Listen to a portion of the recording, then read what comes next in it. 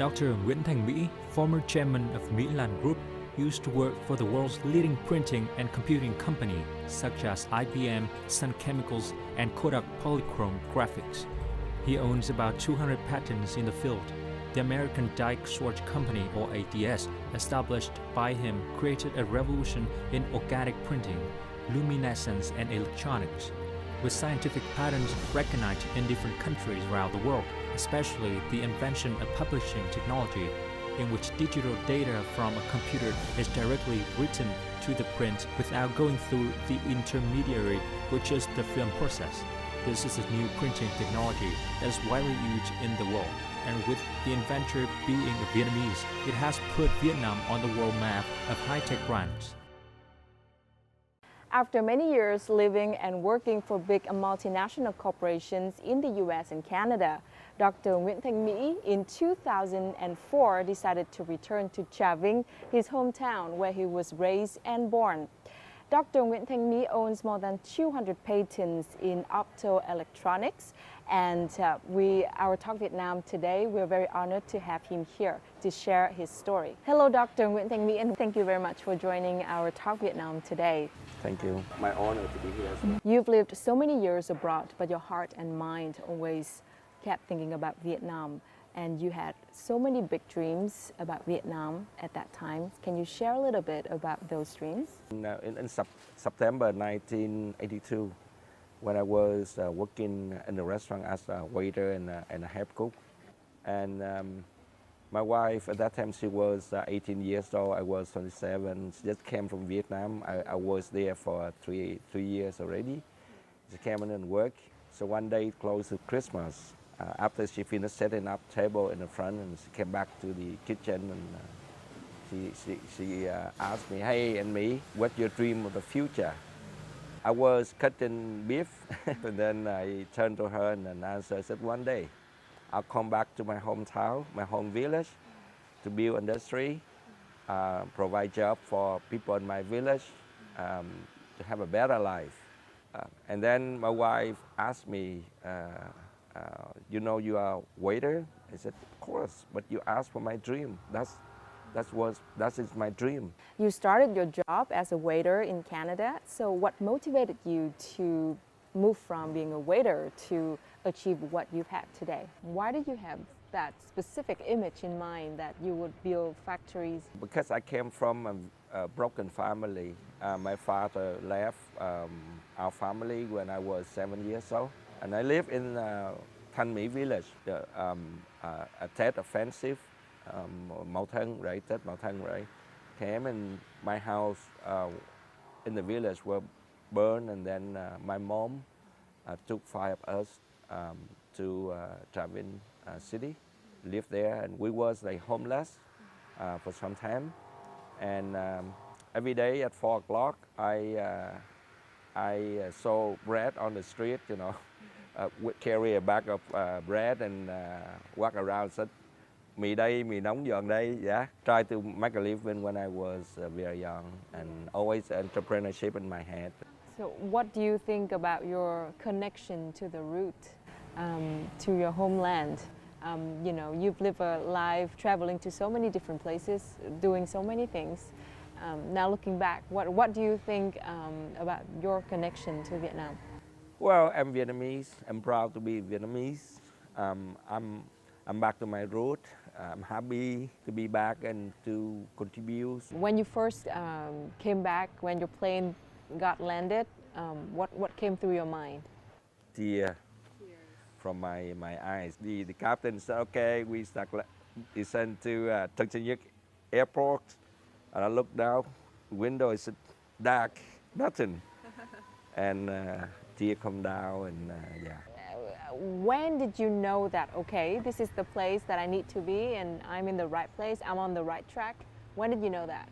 When I left Trà Vinh, is, you know, you see a lot of rice paddy field everywhere, and then when I came back, it's so crowded, you know. Yeah. But of course, I understand the Vietnamese, and it's my dream to come back. So they took me to see the industrial park.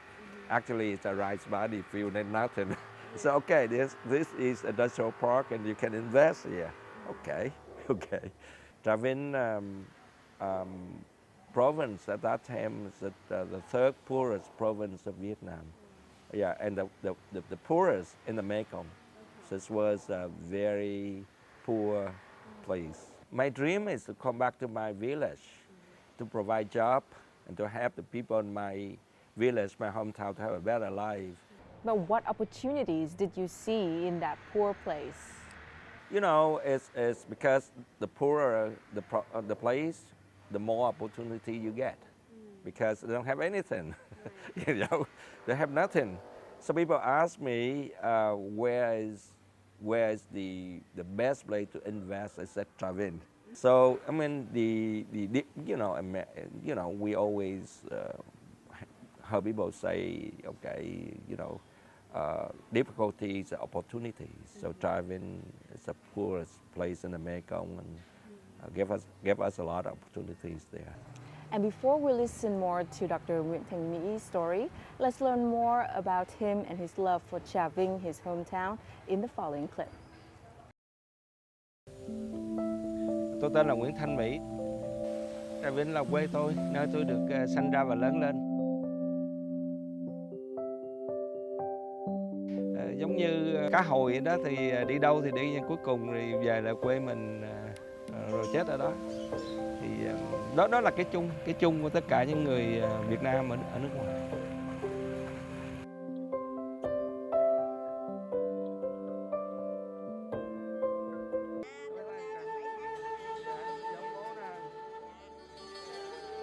Cái tình cảm của làng xóm mình, của quê hương mình thì chắc có lẽ đó là một trong những cái động lực mà của những người Việt Nam ở nước ngoài như tôi đi về. Tại vì không bao giờ mình tìm thấy được những thứ đó ở nước ngoài hết.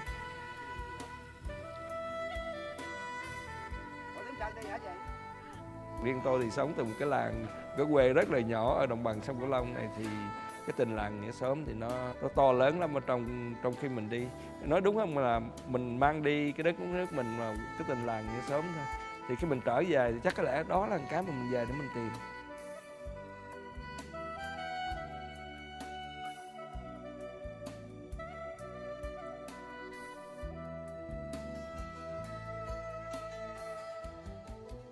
Could you share more about the field that you invested in Trà Vinh in 2004 and the journey that brought you to success? In year 2003, I told my wife, it's a time for me to come back to my village to start my own, start the company, to start achieve my dream there. Now we start digging ceremony on the 23rd of June 2004 and building the Milan Chemicals is now became Milan Group. Well, the company is growing. You know, we supply to Kodak Polychrome Graphics. They were the biggest and the first customer for our companies. And I also had a very good relationship with with them because I was ex-employees and so I was an inventor for the technology. You have achieved many successes abroad, but as we all know, nothing great comes easy, and you must have gone through so many challenges and overcome so many hardships. Can you share with us when was the most difficult time for you living and working abroad? After marrying my wife, I go to school at 8 o'clock till 1 o'clock, and directly went to a restaurant and work, and I got home around 2 o'clock in the morning. Wow. It's every day is like that. So when I went to school, my friend has the same first name as me. So they call me Mỹ mắt đỏ. It means American with the red eyes because I did not have enough sleep, so my eyes always red. And so I work hard because I have to support my own family. My wife at that time pregnant, my first and my eldest son Ryan. And I have to send money home to help my mom and my sibling here in Vietnam. So worked so hard. But I finished my Bachelor of Chemistry in 1986 and my Master also in Chemistry in 1988. And then I finished my PhD in 1990. And then I got a job to work at the Associate Researcher at the National Research of Canada. at where I did my PhD for 2 years, and then I got a job at IBM Almaden Research Center in San Jose, California. So I moved there. We moved to San Jose and worked there. 2 years later, I moved to another company because I got a first technical manager to work at Polychrome. It became Kodak Polychrome Graphics to work on offset printing plates. And then July 1997, I resigned from the job. I quit, went back to Canada to start my company called American Diceworks on the 31st of August 1997. The company is still there. Still operated by my employees, most of them Canadians. I just visited my first company 2 months ago. You are a scientist and also an inventor with more than 200 patents in optoelectronics, chemical materials. Can you share more about your passion of creating things and your love for science and technology? Well, usually it's you look around you, you see what the society needs. You see something wrong, you do right what's wrong, and then you do better what's good. You make something that people don't have or, dream to have. So that's how creativity come in, and then apply science and technology and look around, and then you see, okay, there's the product is not good enough, you make a better one. So among those 200 patents, which are you most proud of? Or All of them. all of them? All of them. Or which are your favorite? The favorite one, the one make a lot of money, Of course, I mean, patents on the first 2 patents on near-infrared polymeric dyes. So we license technology to different companies in the world, to companies in China, and Taiwan, in Korea, in Spain, in Brazil, in the US. So make a lot of money in the last 20 years, So of course, that's the most favorite. But there are many of them is coming, so useful. So how do your American or Canadian colleagues react when they know that, okay, the man who invented all of these came from Vietnam? The Vietnamese people are very, very intelligent. If you know how intelligent the Vietnamese are, you look at me, you know that, So, of course, when we are in Canada, in the US, you have to prove yourself. You have to, especially you are colored people, So you, and especially when I was in Canada or in US, I did not speak English well. Even today, I don't speak English well, And so you have to work harder. You have to work harder. But because we have a gene, the Vietnamese very intelligent, very good in math, very good in science and technology. So we look at things, and the Vietnamese lack of the analytical mindset. And when I was in Canada, I went to school there, so I learned how to do it. And we have a very good synthesized mindset. Lack of analytical mindset. So I went in Canada and I got both. I got everything, So that's why I look at things very simple. I look at what people need, and that's how we come up with the invention, With your success abroad, you have kind of established a platform for you to start your business here in Vietnam. So how effective is that platform helping you to do business here in Vietnam? We learned so much in North America and back to Vietnam, and we are developing countries, always have a lot of room for us to play, and also have a lot of knowledge to apply, and and especially the Vietnamese people are very hardworking people. They don't have a good environment or civilized environment to work, and I create a civilized environment, and we make very good products, and we export. We export like over 90%. Yeah, the local market is not big for us. Which are the major markets, export markets for your company? European market, China, India, also like Korea.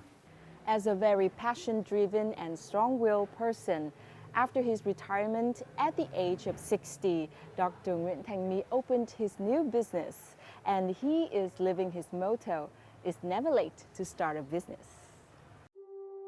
At the end of 2015, Dr. Nguyen Thanh Mỹ decided to retire and returned to Long Chi Island, an isolated land, to open a startup, the third one in his career. Nguyen Company was established, specializing in applying high technology to the production, processing, and distributions of agriculture products.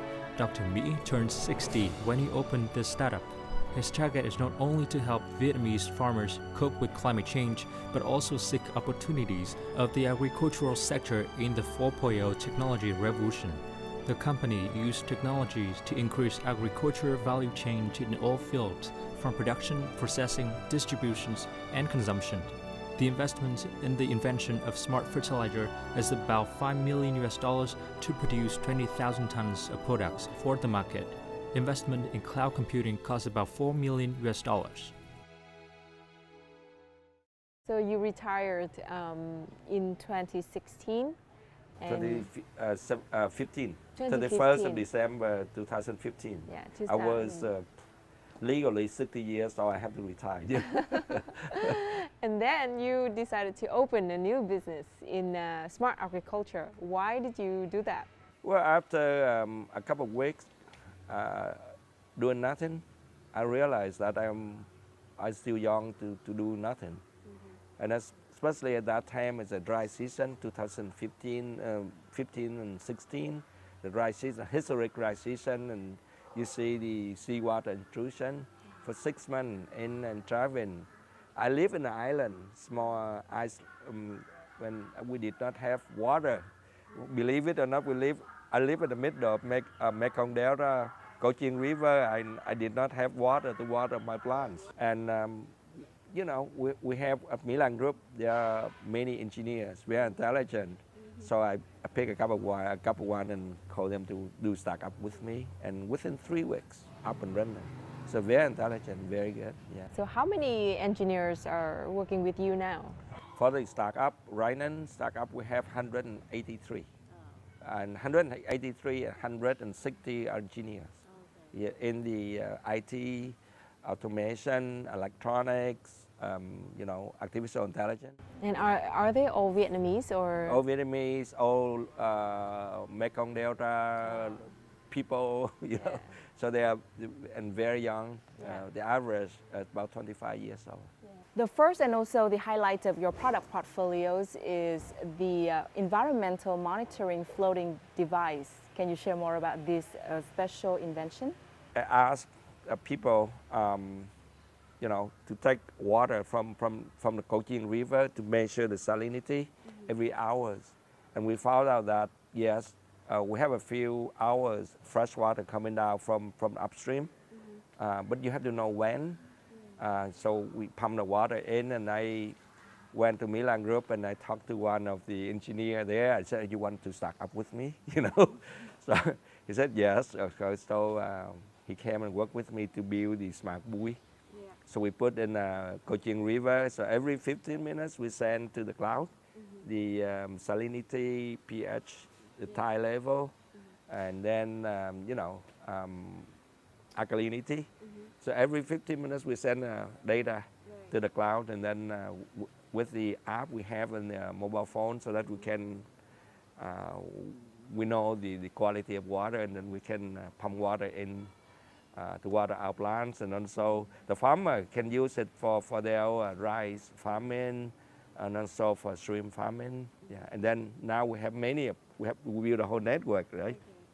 And to understand more about the impact of the smart buoy that Dr. Nguyen Thanh Mỹ invented, let's take a look at the following clip in Trà Vinh province.